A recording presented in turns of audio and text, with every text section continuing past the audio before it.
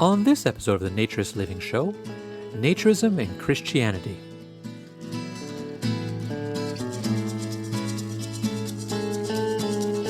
This episode of the Naturist Living Show is brought to you by Bare Oaks Family Naturist Park. At Bare Oaks, we offer traditional naturist values in a modern setting.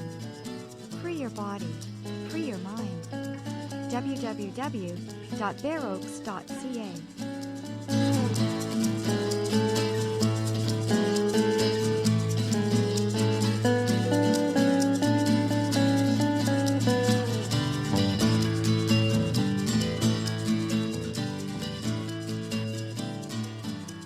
Summer's finally here.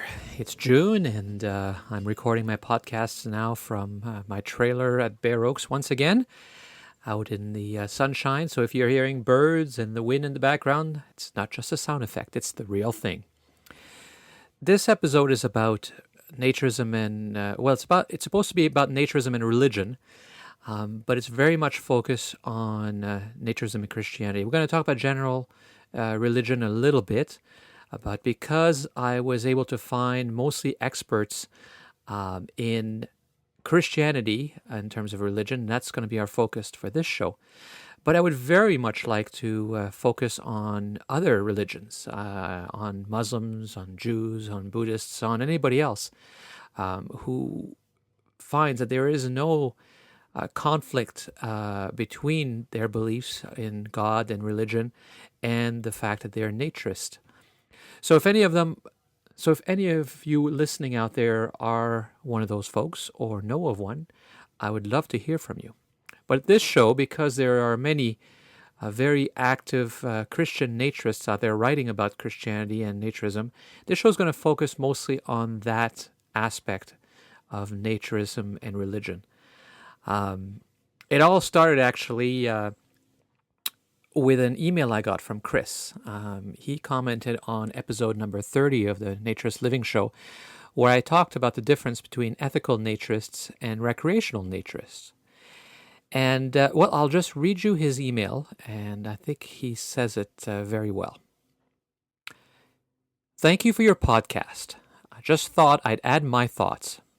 Actually, as I write this post, I'm listening to the current episode. Very interesting. What I find interesting about this particular show was the religious aspect. Religion! ! Yes, religion. You refer to the creed which you hold to and to the various moral aspects of shaming people over nudity. As soon as we talk about right or wrong, we enter the argument over absolutes versus subjectivism. I believe that there are absolutes in right and wrong. I just don't think that we necessarily have them right at all times, such as when we shame women into bottle versus breast for their babies in public. I am a teacher of the Bible at a small church. I therefore have the beliefs that there are definitely rights and wrongs in the world. Now, when you refer to your creed and philosophy, I find that I see what could grow into a religion. For myself, rather than adhere to a new religion, I'd rather examine myself as to whether what I am holding to is a mere tradition, though just because something is a tradition does not make it in itself wrong, or if it is just by its very nature right or wrong. This is something which I think we should always do, and I, as a believer in biblical teaching, find myself doing regularly. What you have presented is also in contrast to what some might think you would hold. Many would assume that if you are a naturist/nudist, that you in fact do not hold to absolutes, that is to say, that something is right or wrong. That is more of the approach of the pornographers. And yet what I hear from you is someone who definitely believes that there are rights and wrongs, though they may differ from what the vast majority of my congregation would believe. Actually, I'm not really sure that my parenthetical remarks would be accurate. You don't support porn, and many naturists I've talked to refer to a chaste nudity. By that, you don't support the swinger mentality, but rather a wholesome family environment. A parallel observation could be made with early Christians who were accused of all sorts of gross immoralities by their critics who did not understand them. Early Christians were accused of holding orgies and sacrificing children because people did not understand the truth of their simple private communion services, but let their prejudices run.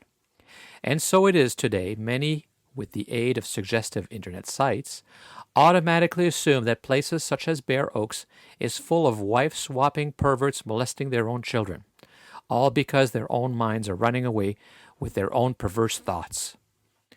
And all this by people whose own forefathers were persecuted by people who assumed that they knew what must be happening behind closed doors. Maybe your little podcast is opening up the doors just a small amount so the world can see morally chaste nudity is possible in an otherwise perverse world. Sorry, my note is much longer than planned. It's no problem. Actually, your notes is very well written and really made me think, and was really the seed that got this whole podcast started. I had thought about doing a podcast on religion and Christianity before, but this one really got me going. And in fact, it wasn't the first time that I'd thought about the parallels between naturism and religion. There are many elements of a movement like naturism that have religious aspects to it. In fact, last fall, in the fall of 2010, I did a talk at Wilfrid Laurier University, which happens to also be my alma mater. And I had originally met one of the students of one of the religion classes who contacted us because they were doing some papers and studies on movements that had characteristics of religion, and she thought that naturism might be one of those. And she was so intrigued that she suggested to her professor that I should come in and lecture the class, which I was very happy to. In fact, it was a lot of fun to be talking to all those young adults and who were very interested and asked lots of great questions. There was a real interest in what we were talking about. So let me quickly actually go through the points that I made about naturism and comparing it to religion, because there are many religious characteristics to naturism. We are a group of people with a common moral viewpoint. And by that I mean we all believe that, the wearing of clothes and forcing people to be ashamed and embarrassed and offended by the human image is wrong. And that ties us together, not just when we're together on a beach or in a club, but in the way we live our lives. And that's one of the things I was addressing when I was talking about ethical naturists. We have our own rituals and traditions, as you find often in religion. Those may vary from one variant of naturism, just like it does amongst the variations of Christianity that are out there, for example. We also have rules and values about what we should do and how we should behave and how we should live under this common moral viewpoint. And again, that varies from club to club, as it probably does from church to church. And also, for a lot of people, myself included, there's an element of spirituality. Whether that connects you closer to your God and your religion, which I certainly feel closer to God when I'm out in nature, when I'm not wearing anything, when I am dressed the way I was made. I feel a lot closer connection and a strong sense of spirituality. And a lot of people, even if they're not religious, have described that feeling as they come to Bare Oaks to maybe relax and meditate. So there's a spiritual angle to naturism, certainly. But it's not a religion because it has no deity. Most, I think all religions by definitions have to have a deity. That's part of the basic belief that there has to be a God.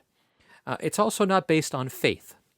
It's actually based on a very logical argument, an argument which runs counter to the emotional, psychological issues that people have with nudity.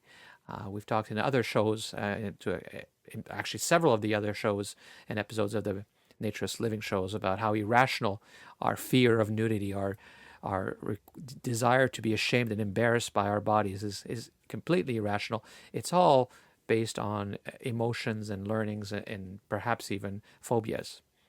So there's no faith necessary to be a naturist, and which is one of the reasons it does not go against established religions and can work with existing religions, because we don't have a deity and we don't have faith.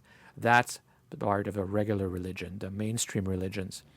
We also don't have any sacred objects or places, although certainly there are certain books that we think are really fundamental to what we believe in and what we are. And there are certainly certain places and clubs and resorts that we hold dear, but none of that is sacred. If the tone of it changes, if it's not what we want, we just move on and find a new place. And finally, it's not a religion because there's no tax deduction. I often wished it was. I've often joked that I should turn this into a religion and Bare Oaks would be a church and I would have to pay a lot less taxes and I wouldn't have to pay property taxes, but it's not. And a few weeks ago, actually, there was also a discussion on a Canadian Anglican blog about, it was a reaction to a news story about a gentleman in Canada named Brian Colden who is fighting for his rights under the Canadian Constitution and the Canadian Bill of Rights, essentially, to have the right to be nude, that his rights under the law against nudity are being trampled upon. And in that blog posting, people were discussing about how basically anti-Christian nudity was and naturism was. And I waded in with my own comment, disagreeing with him, obviously. It quickly turned into a debate about what the Bible said, and being that I'm not a theologian, I asked Tom Pine, who you might recall from the podcast on fiction writing, episode number 6 of the Naturist Living Show. Tom has quite a bit of background and writes extensively about Christianity and naturism. So I asked him to wade into this discussion on the blog, and he did a terrific job. So I called him for this particular episode so that we could have a discussion about naturism and Christianity. I became a Christian, using the term born-again Christian, back when I was 13 years old.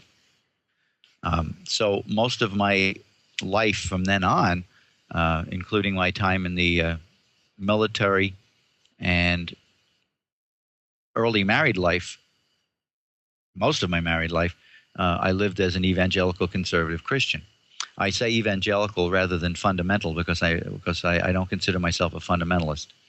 There are fundamentalists, but and I won't go into any dissertation on the difference. I'm not. I'm an evangelical conservative Christian.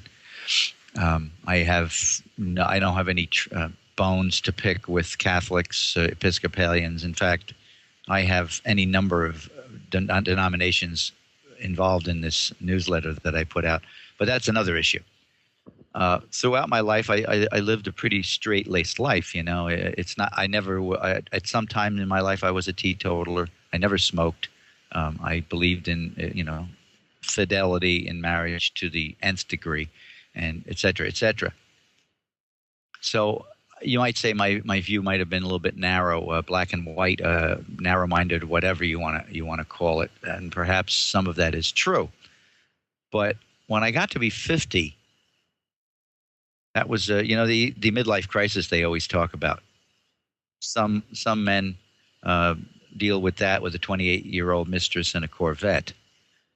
In my case, I started thinking about various things in my life because I wondered, is everything that people are telling me necessarily true? I pretty much followed what elders in the church told me, and I went with what they pretty much said was copacetic, of course, keeping in mind that it had to square with Scripture, and I didn't see any dichotomy there. So I followed pretty much what my elders said, and to this day, I mean, I'm now 65, and I still defer to people as if they're my elders, and I realize this guy I'm deferring to, he's 15 years my junior.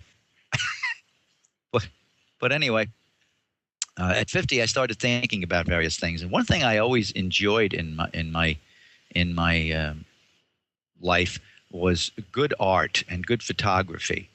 And there was one issue that was a bone of contention among Christians, and that was nude art. But I always thought of it as just that, art. And I often tell people I gave myself permission when I was 50. And one of the things I gave myself permission to do was to buy books that had good nude art in it, good nude photography. And I started pursuing that subject and studying the subject. And along the way, I recalled some various small interactions I had with people and the nudist community. I remember one time in the Army, everybody was going to shock. They used to call me chaplain in the Army. I wasn't, but that's what they called me. One of the guys was going to shock me, and he brought me into the tent, and it wasn't. This was in Vietnam, and it was in the mid '60s, and pornography was a lot different then. And but I thought I kind of got the idea what he was trying to do. He was going to bring me in to show me a stag film or something, but instead, to my surprise, it wasn't a stag film. It was a nudist film. And although that was pretty much exploitation at the time, it was nothing more than nudists playing volleyball and just doing what nudists do without clothing. And I couldn't help but think as I watched that, I know this is supposed to be wrong according to what people tell me, but these people look like they're having a good time. And I don't see anything necessarily wrong with what they're doing. They're just naked and they're enjoying themselves. I said, how can this be wrong? So that all played into when I got to be 50, I started investigating things like that. Well, what got me into nudism/naturism, and I'll use naturism from now on because I prefer the term, I got into photography again. I picked up my camera and started seriously taking pictures again. I did this back before I was married, but most of my married photography was snapshots. But I got into more artistic stuff because my kids were older.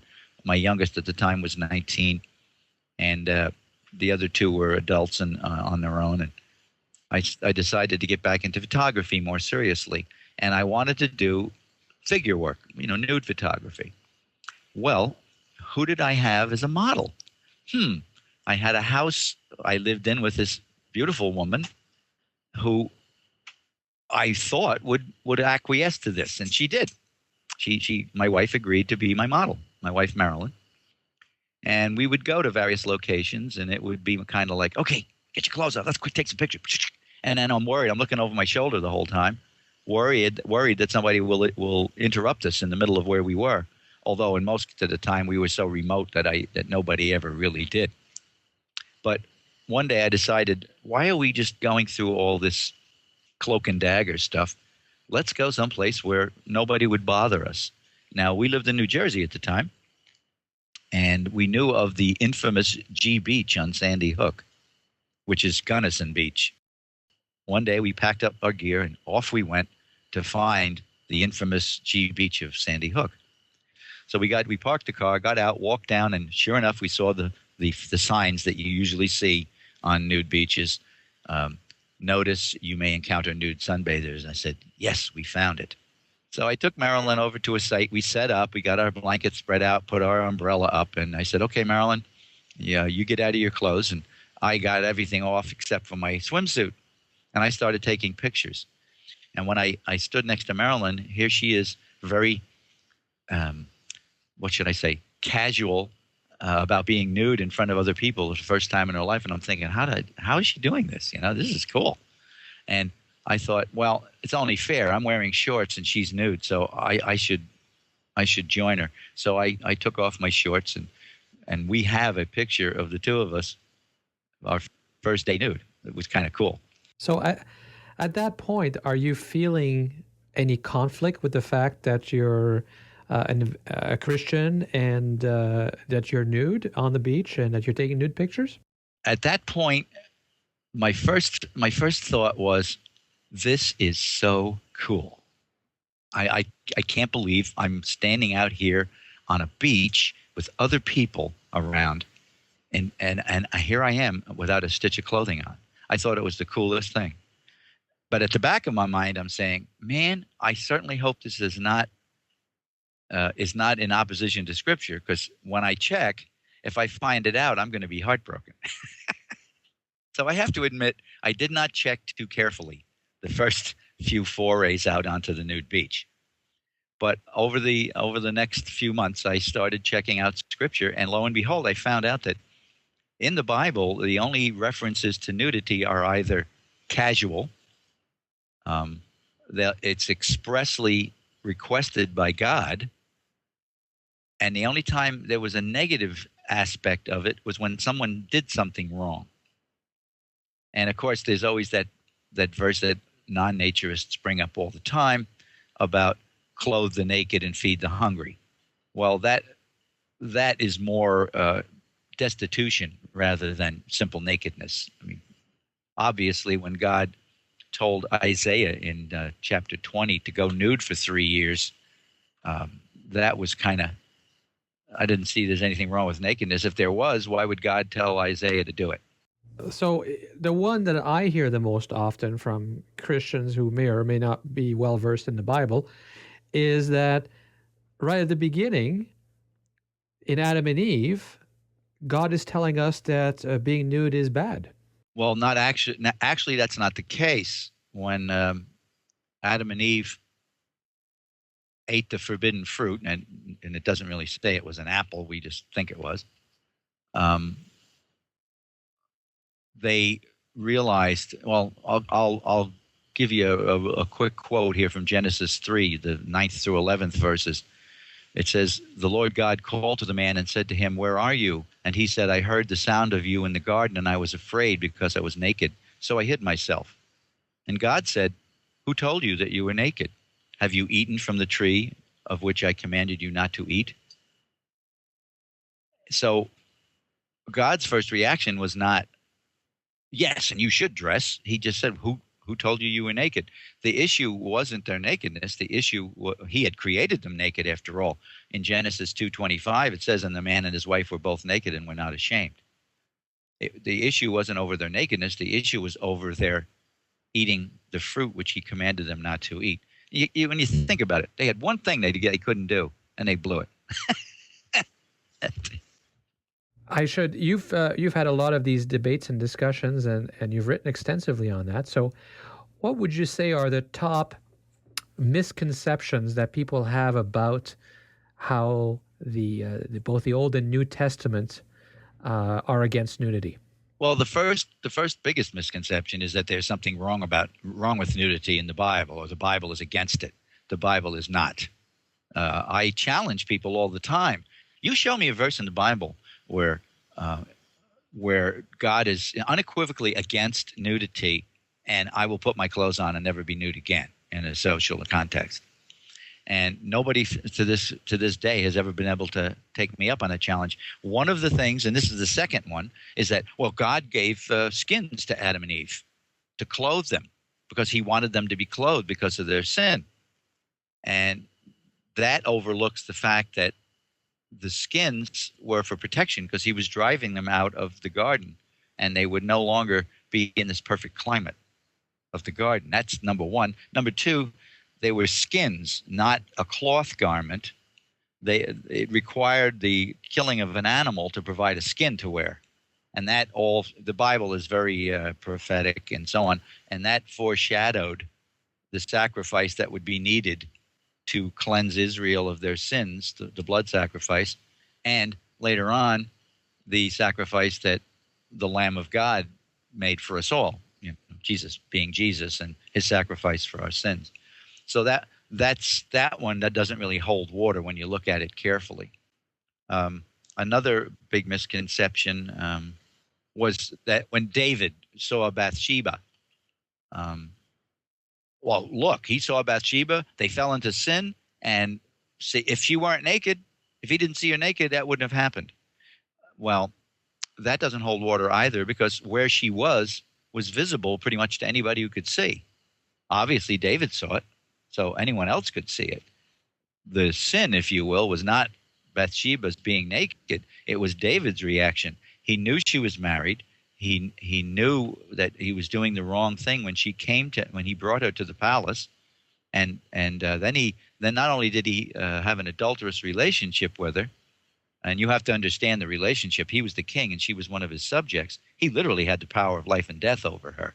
Monarchies in that day were a lot different than monarchies are today or later on. the king had absolute power. So when he commanded her to come to his bed, she was pretty much obeying what he told her to do. And then he tried to cover it all up by having her husband killed because there was a baby involved. And he wanted to make sure that, that the husband would be the father of the baby, even though he was, that the husband would be considered the father. But he couldn't get the guy to be with his wife because he figured, who am I to be home with my wife when all the other soldiers in the army are out in the field? And so he tried to he engineered the man's death by putting him on the front lines, and he got killed. And so there was the sin. In that particular passage, I point out to people, at no time did God ever criticize Bathsheba or punish Bathsheba. What she had done was not a sin. So it was all on David. He did the wrong thing. And one of the biggest problems was this was the spring. It says at the beginning of the passage, in the spring when the kings went out to war, David was back in the kingdom. What was he doing back in the kingdom? He was shimming off. He wasn't doing his duty as king. He should have been with the army. Instead, he was back at the palace, and you know what they say about idle hands. The devil finds work for idle hands. And so that one doesn't hold water either. So, I mean, every time somebody brings these things up, I usually am able to effectively counter them.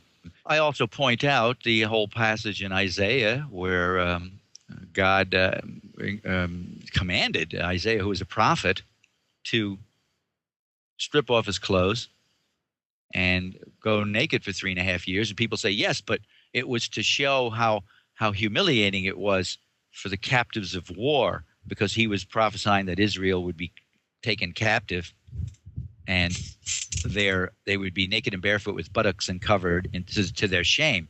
And I say, well, yeah, but Isaiah walked naked for 3.5 years among men, women, and children. If that were so horribly wrong, why would God have commanded him to do something wrong? That's one. And another one was when Saul, one time, he got caught up in the spirit. King Saul, he got caught up in the spirit, and he stripped off his clothes. And the onlookers didn't say, "Oh man, this guy lost it." They said, "Oh, is Saul now among the prophets?" Now this was a common occurrence. The prophets often got naked for whatever purpose, to bring their message to the people. So there are so many times in the Bible where nudity is accepted with a yawn. It's just not a big issue. Then you go into the New, they say, well, that all changed with the New Testament. No, it didn't. Peter and the fishermen of the day fished without clothing. Maybe they wore a little Gunga Din loincloth that they show sometimes in the movies, but most likely they were naked, because clothing was a very precious commodity, especially to a poor fisherman. And it even mentions that Peter, dressed when he saw the Lord. I don't know why. He dressed and then jumped in the water. Got his clothes wet. I don't know why he did that, but it indicated that he wasn't wearing clothing at the time. And I point out, too, that Jesus, at the most important times of his life, Jesus was naked. At his birth, at his circumcision, when he washed the disciples' feet, it said he took off his robe. So obvious, and wrapped a towel around him. Well, between the time he took off his robe and wrapped the towel, he was obviously seen without clothing. Didn't sound like it was much of an issue for him, because he went over and he used the towel to dry the feet of the disciples when he washed them. And at his crucifixion, the Romans stripped him bare to put him on the cross. That little loin, a little cloth you see across Jesus' loins on the crucifixes, is the artist's concession to what they call modesty, when in fact Jesus was crucified nude. And it even showed it a little bit in the movie, the one that Mel Gibson did. Can't think of the name of that one. Passion. When Jesus rose from the dead, he was nude. I mean, because it indicates that he left the grave clothes behind. And I don't think that in those days they hung a robe on the inside of tombs just in case somebody decided they wanted to leave. So Jesus, and it showed him in the film, you see his naked flank as he steps out of the tomb. And Mary confused him for the gardener, and there's a lot of debate about that. But again, gardeners often would work in the nude because they wouldn't soil their clothing. They could simply rinse off and keep their clothing clean. And Mary mistook him for a gardener, probably because not probably, because he was wearing nothing. Yeah, it certainly sounds like there's lots of casual nudity in the Bible then. Oh, yes, and casual nudity was common in ancient times. I mean, people basically wore robes, and underwear wasn't really big. I mean, BVD hadn't been invented in those days. And people wore loose robes, and I'm sure there were so many times when families would be together that the nudity just wasn't an issue because they were so close upon one another. They bathed and it wasn't an issue with families. We very often mistake, in this age of easy access to clothing, kids having their own room, bathrooms with doors and all of this, indoor plumbing and all that, we've gotten used to a standard of privacy that didn't exist hundreds of years ago. And we culturally think in terms, we think of the Bible in terms of our culture. And I argue with people all the time. I'll say, you're not arguing the Bible, you're arguing culture. Now, when you talk about modesty, I often have said to people, I talked to a Muslim girl one time and I asked her why she wore the garb, because she wore the whole hijab and burqa and all that stuff. And she said, well, we do it for modesty. And I said to her, well, I always considered modesty to be more a state of mind than a state of dress, to which she didn't have much of an argument. Well, and in fact, there's a section in the Bible where it talks about that women should dress with modesty. Oh, Timothy. Timothy, yes. Okay. And, you could interpret that lots of ways. It doesn't say you should dress. It just says you should dress with modesty. But it really is wearing... Well, it also mentions braiding of hair and a great deal of ostentatious jewelry. Paul was talking to a young preacher who existed in and around Corinth, which was a very... Corinth was like the Las Vegas of the day. I mean, a lot of stuff went on in Corinth that it was dedicated to pagan gods. They had the cult prostitutes, and the women who participated in that religious belief would dress very richly, very rich clothing and very ostentatious jewelry and hair and all that. And so when Paul is advocating to Timothy that women should dress modestly, that's what he was referring to more than... He didn't say they should dress. He said they should dress modestly.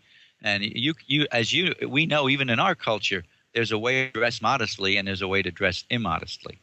And it doesn't always mean nakedness. I mean, an immodest dresser could be somebody who's just totally inappropriately dressed for any given situation.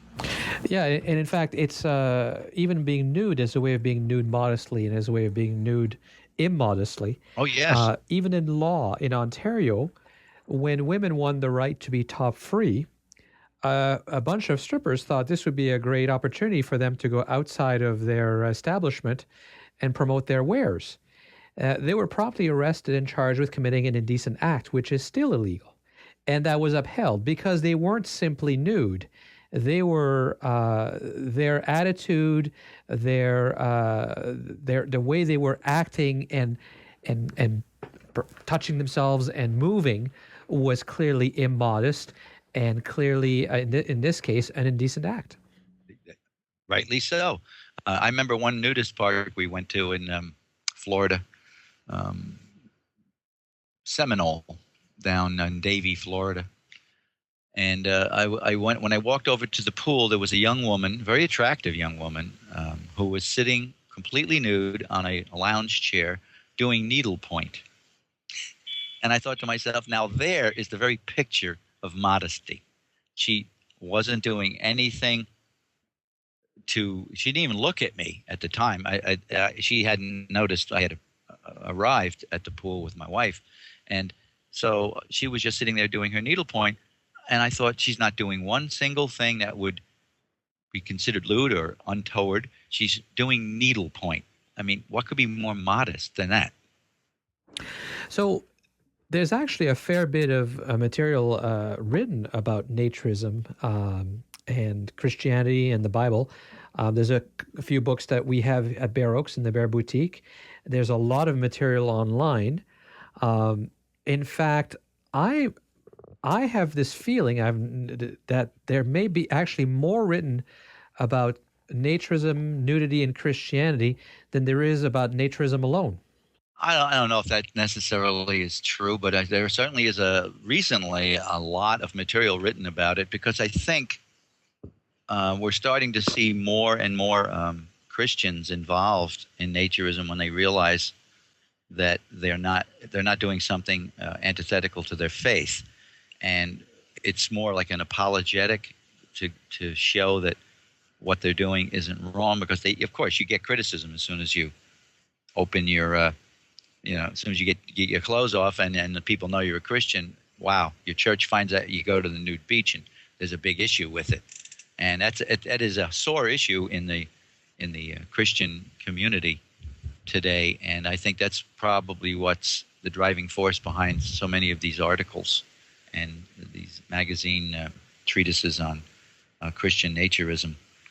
I follow the doings. In fact, he's part of my newsletter. You get my newsletter, right? Yes, yeah, I do. Yeah, I'm sure you've read some of the stuff that I put in there by Jim Cunningham. Yes, absolutely. Whom I consider one of the, he's sort of like he's certainly not the Pope, but he's the cardinal, one of the cardinals of naturism. And he often says that Christians really have one of the best arguments for social nudity than anyone, because the sins of the flesh that everyone talks about have been dealt with under the blood of Christ. So therefore, they have the most rationale for social nudity. And of course, there have been sects that practice that as part of their worship. The Adamites, the Doukhobors are a couple that I can think of. There's another group I just heard of recently. But their problem was their other beliefs were heretical. The Adamites got into, they didn't marry. They thought marriage was wrong. They believed in, even way back then in the early 1800s, it was free love. They believed in free love and all of the same stuff that we were hearing in the 60s. And so they were going off on a tangent that was heretical, and that's why I could never ascribe to their general beliefs. But their practice of worshiping in the nude, of course, I have no problem with, because they felt that because the blood of Christ covered our sin, then we could return to the state of Adam and Eve and be naked. So why is it, though, that there are so many Christians out there who don't just disagree for themselves, but feel the need to specifically attack naturists for practicing naturism? I don't necessarily think that's just common to Christians. I think it's common to a certain type of person. I mean, you can see that in the secular world as well.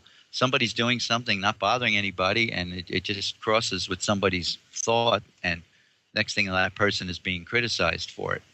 To me, it mystifies me, because even in my most black and white period of my Christianity and my orthodoxy, if you will,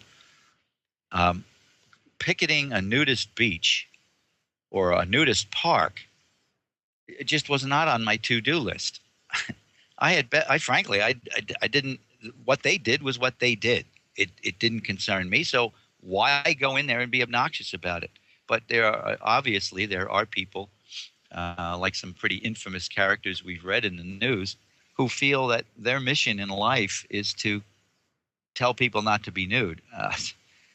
I don't see anywhere in what Jesus said. He told the people to go out and preach the gospel to the world. He didn't say anything about telling them to get dressed. I mean, that wasn't part of his mission. So you've got me with that one. You stumped me on that one. I have no answer for that, other than misery wants company. I mean, they may be so miserable in their lives, they just want everybody else to be as miserable as they are. Well, I mean, I was raised as a Catholic, and we're now Anglican with my wife, and while I believe in God, I wouldn't certainly consider myself to be deeply religious, and I certainly haven't studied the Bible to any extent. But I was raised going to in Christian schools, and so I got my dose of catechism. Catechism? How do you say it Yes. in English? Catechism. Catechism. Hmm.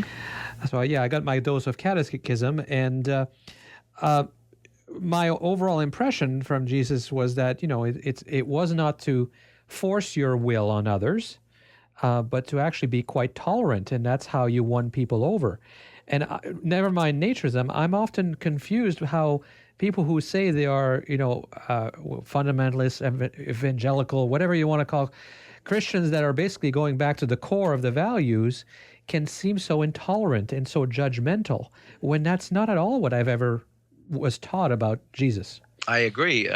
So when you go back to the New Testament, so much of the message there was very, very specific.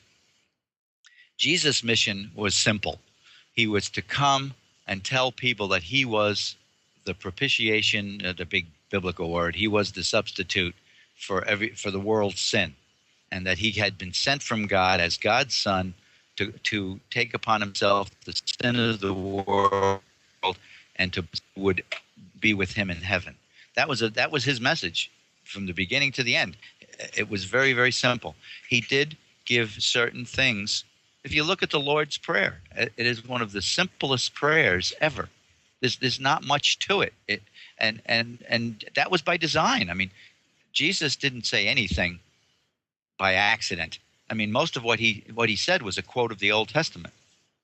If you look at the red part, the red words in your New Testament, you'll find 80% of it is Old Testament. He's quoting the Old Testament. And his mission was very narrow. And back when the church first started, the elders of the church, their biggest prescriptions to Christians were not to eat meat dedicated to idols, and not to be involved in fornication, which that's an old word meaning illicit sex, meaning sex outside of marriage, or adulterous sex. That was it. They didn't have a 99-page list of do's and don'ts. That was pretty much it, and that crossed with the Pharisaical Jews of the day, because they had hundreds of laws that they put upon the people beyond the Ten Commandments. Even that, in the Old Testament, God gave us the Ten Commandments. Pretty simple, pretty basic, and there's not one of those Ten Commandments says don't be naked. Right. There's no 11th commandment that says thou shalt not be nude, socially. And this is the biggest problem. Well, another problem we have in the West is because a lot of the church leaders also brought things into the Christian argument. St. Augustine was a good one. Before he was a saint, and that's strictly a man's designation. Before he became St. Augustine, he was a libertine. He lived a pretty debauched life. And when he became a Christian, he warred within himself with his flesh. I mean, he hated his flesh because it constantly, he felt, dragged him back into the world. And he tried to repudiate the flesh and fleshly desires to the point of self-mutilation. I mean, the man was definitely dealing with some serious issues in that regard, which to me is not correct. I mean, if you ignore the body, you're ignoring what God hasn't ignored. One of the tenets of the resurrection is that we will be given a glorified body. It didn't say we would become spiritual beings and live on a plane as little beams of light flitting about the universe. No, we were to be given a body. So if God's that concerned with the body, why are we trying to deny it? And I think that's the dichotomy the Christians face.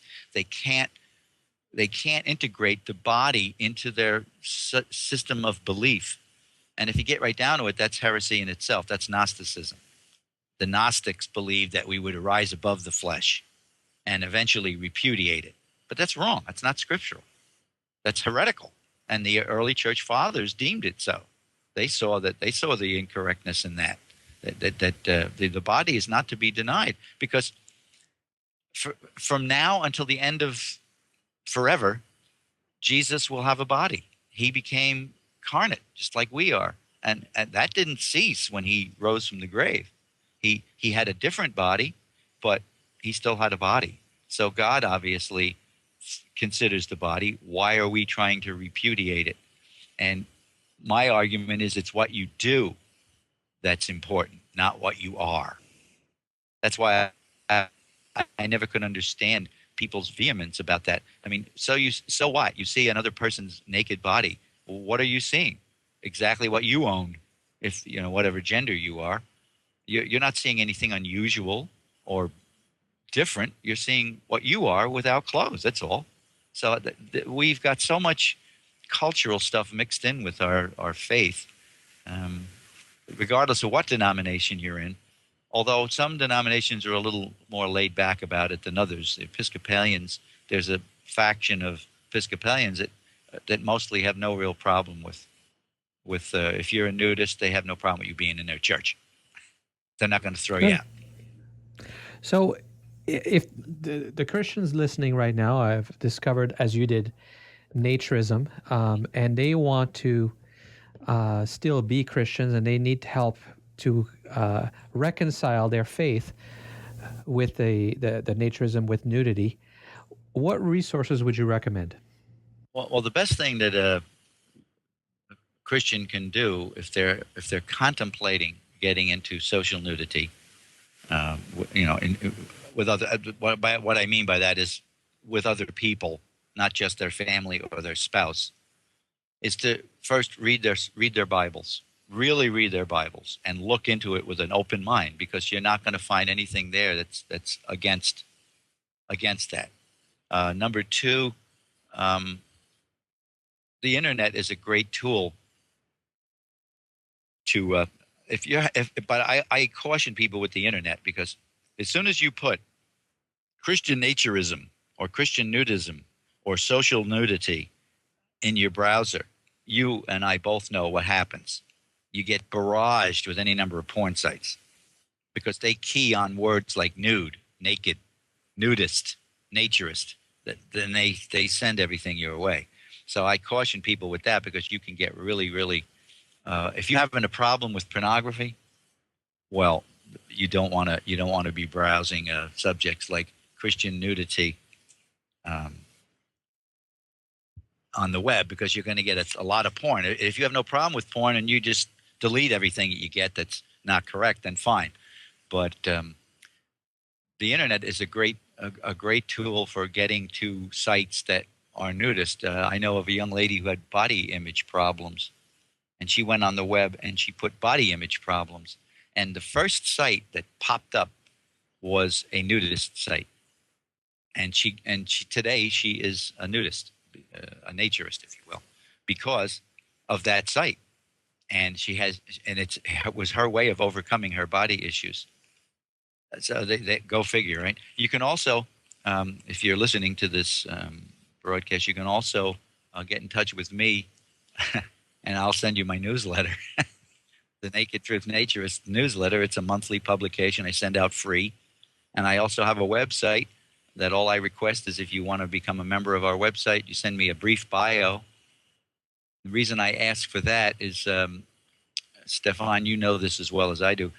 If a person's trying to act like a nudist and they're not, there's so many things that they can say or put in an email that right away it sends up flags.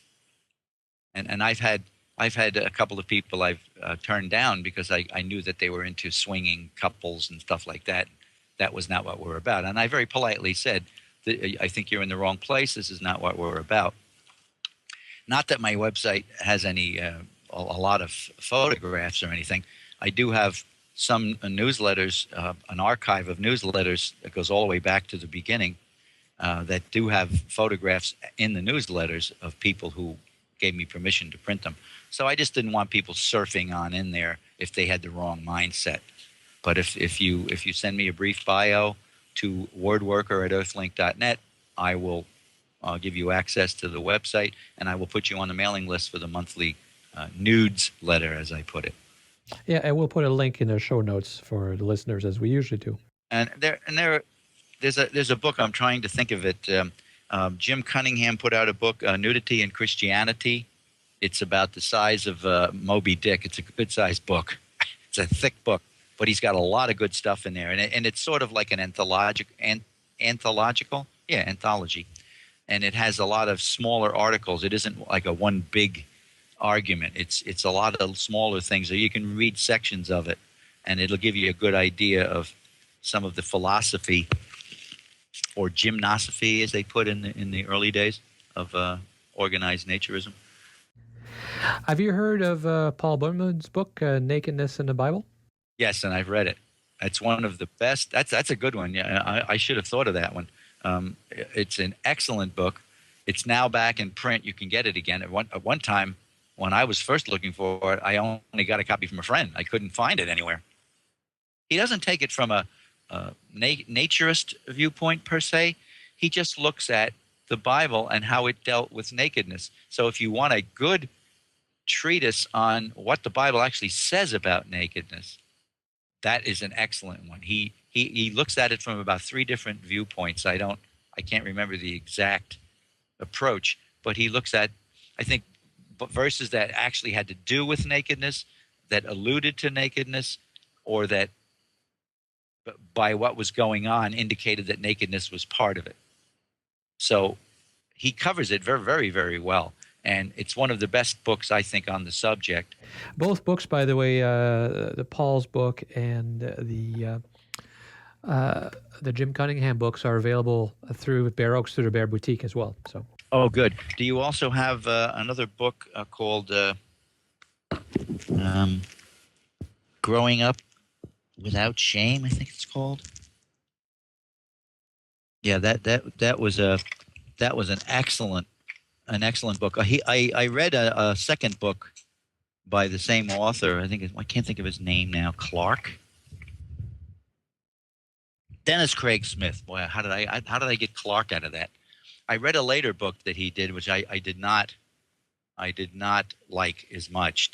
But this particular one, I thought it was a great book. He wrote it with someone else. It was a dual effort, and it was a marvelous book looking into, especially the effects of nudity on children. That's one issue that just gets me furious. Is the first thing that people say, "Well, I didn't want my children to see that." Well, The Naked Child Growing Up Without Shame by Dennis Craig Smith is also available through the Bear Boutique. But better than that, the next show that's coming after this one is an interview with Dennis Craig Smith from California. So you'll have to listen to that one. I'd like to check that one out because I have a couple of bones to pick with him. But another comment I received was from Matthew Neal. About the pornography show I discussed, obviously the anti-pornography show, episode 27. Matthew said, "I am a committed Christian and a naturist. One of the things that I want to do is represent naturism within a Christian and biblical context. I truly believe that the best path to the freedom from pornography is frank, non-sexual exposure to the human body, experienced most effectively through naturist activities. The article that I think may relate most directly to what you've talked about is my article called The Objectification of Women." And Matthew runs a blog called The Biblical Naturist, and lots of very well thought out ideas. But I was particularly interested in the argument that he made about how the covering up is actually objectification. And he makes that argument not just for Christians, but for most religions. So I also gave him a call so we could go through a lot of those thoughts and ideas on the Naturist Living Show. So welcome, Matthew. I was really intrigued by your blog entry and where you seem to be bringing forth the idea that covering up is actually objectification. And while you don't make it just a religious argument, you do bring that into it again. And for the folks listening out, there will be a link to that blog entry in the show notes so you can go and read it yourself. But do you want to go through that argument a bit with us right now? Sure. I think you're talking about the one called the Objectification of Women. I had it in two parts, but the longer was definitely, and the more significant was definitely the first part. And basically what I do is go through the fact that there are religious groups of variety of faiths that insist on certain parts of the body being covered. All the way from some of the most fundamentalist or conservative Muslims who insist upon the burqa, which completely covers even the face of a woman, and then through other religious expressions, including India, where they they think it's appropriate or inappropriate for a woman to leave her ankles uncovered. And I know that personally from experience because I was there, and one of the women in our party was asked to make sure she kept her ankles covered. The idea is that, well, from our perspective here, in a Christian perspective, in the West, in the United States more specifically, we look at the Muslims having to cover a woman's face, and we say that is so wrong, because there's no reason that somebody's going to lust after a woman just for seeing her face. Or we see in India, we see them that they're we see that and we say, hey, there's no reason. I mean, there's nothing sexual about a woman's ankles that we feel like have to be covered. But we find that even within the United States, in Christendom in the United States, the standard is not consistent. There are some that insist that a woman should not show any cleavage at all. You should not even be able to really tell she has physical shape, her breasts and hips and all that kind of stuff. All that stuff should be concealed. And some of those elements of Christian practice would believe that going to a beach where there's women in even one-piece, normal, modest one-piece bathing suits would be more than a man can handle, and he would begin to lust. Then there's other Christians who don't feel it's a problem as long as she's got a one-piece bathing suit, covers her breasts, covers her loins there, and covers her midriff. But the bikini, of course, is a problem. Well, first of all, where do we find any of these standards in Scripture, or perhaps any of these other religious texts? I certainly don't know of the other texts, but I know in Scripture you don't find anything that specifies which part of a woman's body has to be covered. And the idea is, if somebody else covers more than what we think needs to be covered, it's pretty clear to conclude that what they are covering, they are actually objectifying. Then, in other words, they're saying that to see that part of a woman's body is a sexual experience and will elicit a sexual response. And since we do not believe that sexual response is righteous, then we have to cover that part so that it cannot be seen and will not elicit those wrong sexual responses. The Muslims, the most conservative that require the burqa, they believe that if the woman's face is uncovered, that people will look at it, that other men will see it, and lust after that woman. And in point of fact, it happens. But why does it happen?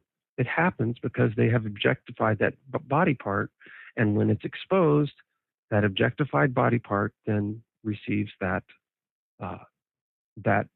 they respond to it that way. Same thing with in India. Well, we would say, cover the ankles, that's silliness. But for the Indian man who never ever sees a woman's ankle, and here comes an American walking by with their ankles exposed, oh my goodness. And what does it do? It engenders within him the response that has been expected, and that he's been told, and that he has actually literally practiced. Oh, I saw somebody's ankle. In America, some people don't have any problem with cleavage showing. Some people do. You see some cleavage. What is the response to that? Well, it's all a matter of what you expect to have, what the response you expect to have to seeing a certain body part, is the one that you ultimately do have. And that's why it doesn't matter what body part you say must be covered in order to eliminate sexual response, you are sexually objectifying that body part. And in so doing, you are actually engendering the sexual response to that body part that you think that you're trying to prevent. The question, of course, that comes to mind with me is, in any of those religions where so much is covered, has it eliminated lust? Oh, I think it only engenders it, because we have put before our eyes, albeit covered, those things that we think always will elicit a sexual response. In other words, I mean, if that's the way God made us, that if we see a woman's breast, oh boy, that's going to create a sexual response in us. If that's the way He made us, and He doesn't want us having sexual responses towards anyone not our spouse, then it's a rather cruel thing to stick them right on a woman's chest, right there in front of us, so that anytime they're talking to us, there they are. So are all sexual responses lust, or is there a difference? All right, that's, I think, a completely different issue. On the one hand, we define certain parts as saying that that's going to give us a sexual response, and we need to avoid those things. And by defining them that way, we make it so it happens. But the other part of it is that we need to be careful not to assume that every expression of our sexual embodiment, or every evidence of our sexual embodiment, is somehow wrong. On the one hand, I do not believe God made us to automatically get sexually aroused just at the sight of a woman. On the other hand, we are sexual creatures, and we do have the plumbing all works, and we are relational, and we relate to the opposite gender and are particularly interested in, and all those sexual realities are true and good. I mean, God made that in us before the fall. He told Adam and Eve to be fruitful and multiply before they ever sinned. And so the sexual reality of our embodiment is a good thing and a right thing. Just because that kind of evidence, that kind of response is an evidence in our life, doesn't mean that we are having an inappropriate sexual response in a given situation. I think when it comes to the term of lust, which could be an entirely new topic, entirely different topic, but I'll just briefly say this. Lust, from a biblical perspective, is not simply a desire for a woman. It really is the term that's used for lust in the Bible in the Old Testament and New Testament. In the Old Testament, it's the word covet, by the way. But in the New Testament, it's a word that you means a strong desire, but it also carries this connotation that it's a strong desire with the intent to fulfill the desire. For example, oddly enough, when Jesus met with his disciples and said, "I've eagerly longed to eat this Passover with you," and it was the last one before he went to the cross. When he said, "I've eagerly longed," he actually uses the word translated elsewhere, lust. He uses it twice. It's kind of a double, really, really strong desire. And it was a desire not only that he had, but that he sought and actually fulfilled. And so I think if we just say, hey, if you find a woman's figure attractive, that's lust, that is false. Because I find lots of women and people attractive in their visage and how they look, that I would never say, boy, I'd like to get her in bed with me. Or that I'm saying, hey, maybe if at such and such a time, I'll get together with her and we'll go whatever. That biblical lust includes not just the desire, but also an intent to fulfill that desire. And I think we err greatly if we say anything about that is just about sexual response or the fact that we are sexual beings and there's evidence of that in daily life, that is somehow something that's wrong. If it's something we're feeding, if it's something we're trying to incite within ourselves, if it's something we're trying to incite within others, then there's a different problem. But hopefully that answers your question. Yeah, well, it does, but I certainly get the impression that a lot of religious leaders wouldn't agree with you. I get the impression, listening to some of them, that they believe that any sexual feeling towards anybody but your spouse is lust. Am I wrong? I think you're right that a lot of people, most Christians, would say that, but I don't think it's biblically defensible. And I don't think it really, at the core of it is a belief about our bodies that they are somehow more an impediment to our spiritual life than anything else. I believe that ultimately it goes back to Gnostic thinking, where the spiritual is what's significant and right and good, and that the physical is actually evil and bad. We have, in our formal theology, we have rejected Gnosticism. In its rawest form, body is evil. We don't say that in our formal theology, but we don't give the body its due place as being crafted in God's image.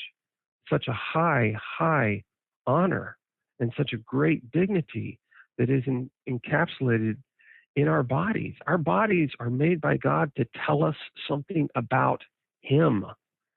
But all we can evidently see, it seems, in Christian circles is, well, sex is good, it's good within marriage and enjoy it there, but everywhere else, our bodies really seem more to inhibit our spiritual growth or to become the expressions of unrighteousness.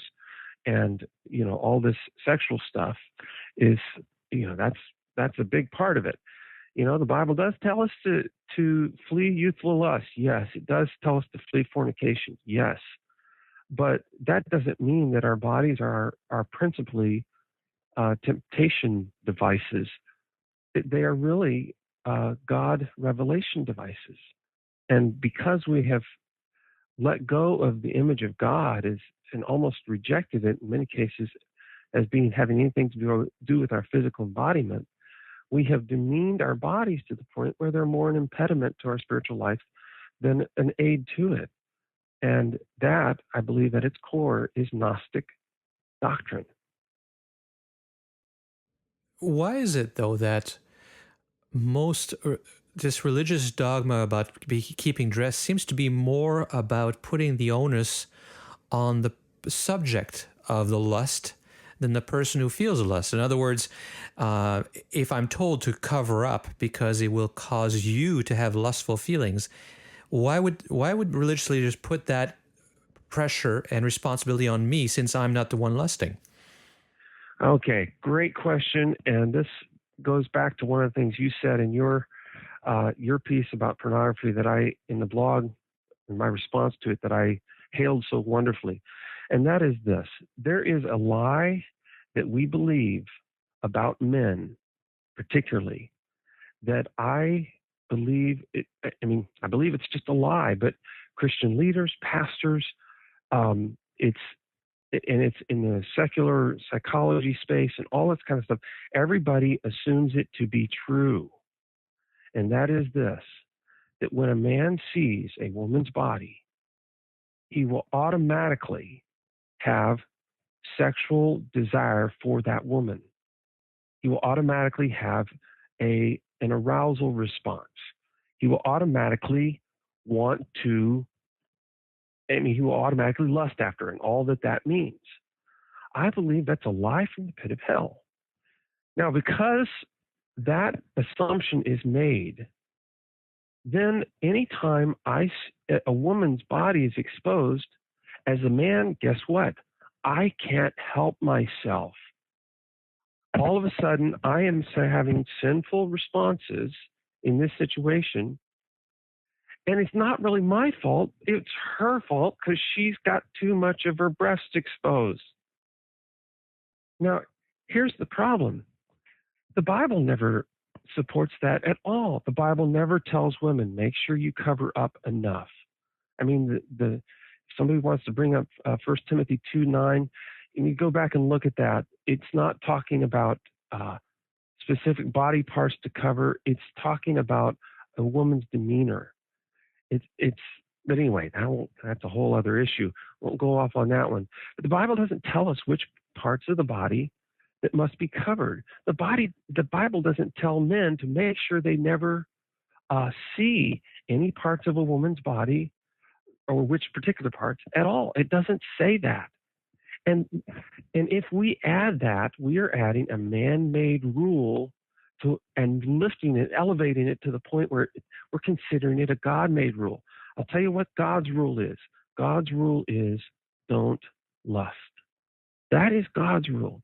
In the Old Testament, it's one of the 10 Commandments. Do not covet your neighbor's wife, it says. In the New Testament, Jesus said, don't look at a woman with lust, because that's equivalent to adultery. You've already made the decision in your heart to do adultery if you're lusting. It's a very powerful thing that he's saying there. But God's rule is don't lust.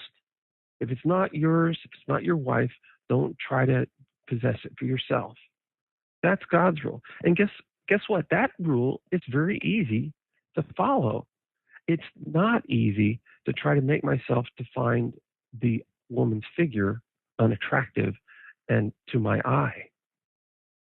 Right. And I've always thought personally that it is much more righteous not to avoid temptation, but to resist temptation. Because it's easy if you are never tempted to not give in to temptation, but it's much more righteous to actually be able to deal with temptation and not fall into it. The way I'd say that is this. Real freedom from sin is not the avoidance of every opportunity to engage in that sin. The real freedom from sin is to be in the very presence of the opportunity to sin and yet still not do it, and even to have no interest in it. That is real freedom from sin.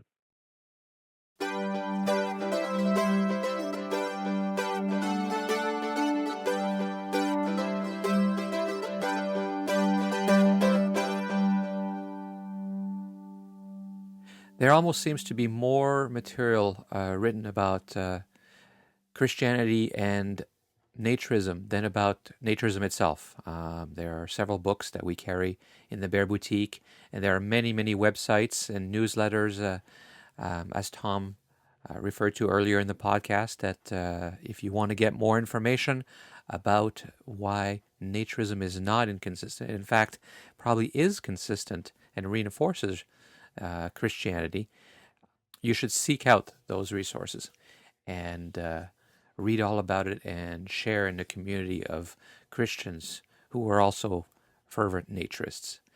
And if any of you out there are of other religions and find no inconsistency between naturism and your religion, I'd love to interview you for a podcast too, because I don't want it to be just about Christianity. Naturism is not a religion, and it's not just for Christians. And certainly here at Bear Oaks, there are Muslims as well, there are Jews, there are Wiccans who all believe that naturism is completely consistent with their religion. So if you're one of them, please contact me.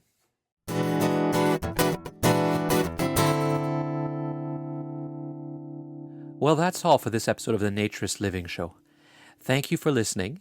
My name is Stéphane Deschênes again, and I am your host for this podcast and the owner of Bear Oaks Family Naturist Park.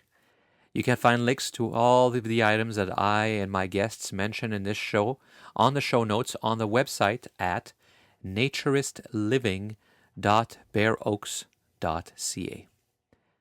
Please keep sending in your comments and suggestions. I can't read them all anymore on the show. In the beginning, I used to read them all, but there are too many. But as you can see from today's show, they do drive the types of shows that I do, and they do give me inspiration. So I do really appreciate getting them.